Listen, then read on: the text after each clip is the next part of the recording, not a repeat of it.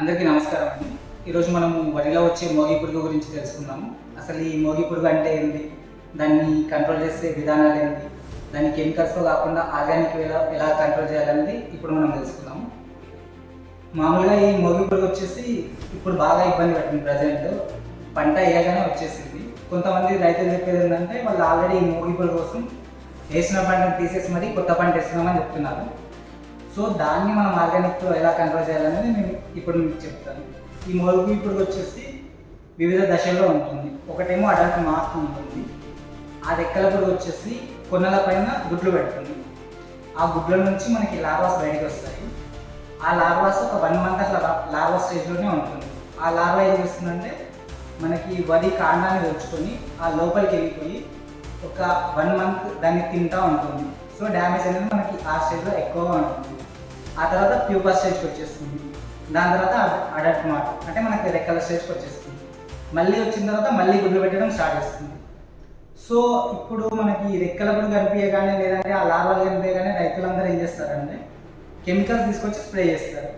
Spray చేసినప్పుడు అది control అవుతుంది. కంట్రోల్ అయిన తర్వాత ఆ గుడ్లు కంట్రోల్ అవ్వవు. గుడ్లు అట్లాగే వండిపోతాయి. ఆ రెక్కల పురుగు లార్వా మాత్రం కంట్రోల్ అవుతుంది. 10 రోజుల తర్వాత ఆ గుడ్ల నుంచి మళ్ళీ పురుగులు వస్తాయి. మళ్ళీ లార్వా బయటకు వస్తుంది. సో మళ్ళీ మనకి ఉధృతి అనేది పెరుగుతుంది. సో అట్లా మనకి ఈ వరి వచ్చేసి 4-5 నెలల పంట. సో ప్రతి 10 రోజుల్లో కొట్టాలంటే మనకి పెట్టుబడి చాలా ఎక్కువ అవుతుంది. అట్లా కాకుండా మనం ఆర్గానిక్ పద్ధతిలో మన దగ్గర ఈపీఎన్ అని ఒకటి ఉంది. AN బైసెన్స్ EPN. ఇదేంటంటే గుడ్ నిమటోడ్స్, ఎంటమో ప్యాథోజెనిక్ నిమటోడ్స్. ఇది వచ్చేసి మనకి IIHR టెక్నాలజీ ఉంటుంది. 1 kgలో వచ్చేసి మనకి ఒక 2 కోట్ల వరకు పురుగులు ఉంటాయి.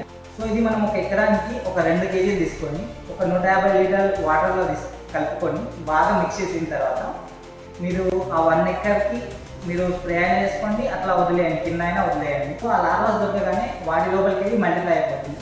మీకు వితిన్ 1 వీక్లో మీకు ఆ లార్వా మొత్తం తినేస్తుంది. దాంట్లో మల్టిప్లై అవుతుంది. మల్టిప్లై అయిన తర్వాత బయటకు వచ్చి మళ్ళీ ఇంకా వేరే లార్వాస్ ఉంటే ఆ వేరే లార్వాస్కి కూడా వెళ్ళిపోతుంది. ఎందుకంటే ఇది లైవ్ ఆర్గానిజమ్స్. ఇట్లా మీరు ఒక్కసారి వేసుకుంటే మీకు పంట మొత్తం వండిపోతుంది. అట్లా ఇదైతే అట్లనే మీకు పంట ఎన్ని రోజులు ఉండదో అన్ని రోజులు అది ఉంటుంది. ఆ లార్వాలు ఉన్నన్ని రోజులు ఇవి తింటూనే ఉంటుంది.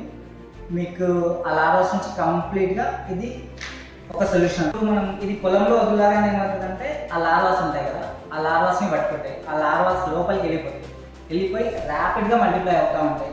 మీకు వితిన్ 1 వీక్ లోపలనే ఆ లార్వాస్ పడి చనిపోయి కింద కనిపిస్తుంది. ఆ లార్వాలు పడి చనిపోతాయి కదా, దాంట్లో నుంచి బయటకు వచ్చి ఇంకో లార్వాలోకి వెళ్ళిపోతాయి. సో అట్లా ఎన్ని లార్వాస్ ఉంటాయో అన్ని లార్వాస్లోకి వెళ్ళిపోయి మొత్తం చంపేస్తుంది అన్నట్టు ఈ ఈపీఎన్ అనేది. తర్వాత మీకు ఇందాక చెప్పాను కదా, ఈ మోగి పురుగు అనేది వివిధ దశల్లో ఉంటుంది. మనకి ఎగ్ స్టేజ్లో ఉంటుంది, ప్యూపా, లార్వా, అడల్ట్ స్టేజ్లో ఉంటుంది. ఇది ట్రైకో కార్డు. మీరు ఎకరానికి ఒక 5 కార్డ్స్ పెట్టుకోవాలి ఇట్లాంటివి. ఇదేంటంటే మనకి ఎగ్ పారాసైట్. ఇందాక మీకు ఈపీఎన్ చెప్పింది అది లార్వాని కంట్రోల్ చేస్తుంది. ఇదేంటంటే ఎగ్ పారాసైట్. ఇందులో మీరు పొలంలో ఇది పెట్టగానే ఇందులో నుంచి ఇవి ఎగ్స్, ట్రైకోగ్రామా జపానికం ఎగ్స్. ఈ ఎగ్స్ నుంచి ట్రైకోగ్రామా జపానికం బయటకు వచ్చేసి వాటి ఎగ్స్ పెడుతుంది కదా, మనకి మోగి పురుగు ఎగ్స్ ఉంటాయి కదా, వాటి ఎగ్స్ని ఇది డిస్ట్రాయ్ చేస్తుంది. అంటే ఇది ఒకటి గుడ్లని నాశనం చేసే పారాసైట్ అన్నట్టు. పంటకి ఏం హాని చేయదు. మోగి పురుగు గుడ్లను మాత్రం నాశనం చేస్తుంది గుడ్ల దశ ఉన్నప్పుడు. ఈ బివేరియా బాసియానా రెక్కల పురుగు స్టేజ్లో ఉన్నప్పుడు కంట్రోల్ చేస్తుంది. దాంతోపాటు మనకి సులిదోమ వస్తుంది కదా వడిలో, దాన్ని కూడా కంట్రోల్ చేస్తుంది. 2 విధాలుగా యూజ్ అవుతుంది. సో మీరు ఒక 1 ఎకర్కి ఒక 2 kg ఈపీఎన్, ఒక 1 kg బివేరియా, ఇవి ఒక 5 కార్డ్స్, ఈ 3 పెడితే మీకు మోగి పురుగు అనే సమస్య కంట్రోల్ అవుతుంది. మీకు వితిన్ 1 వీక్ లోపలనే మీకు రిజల్ట్ తెలుస్తుంది.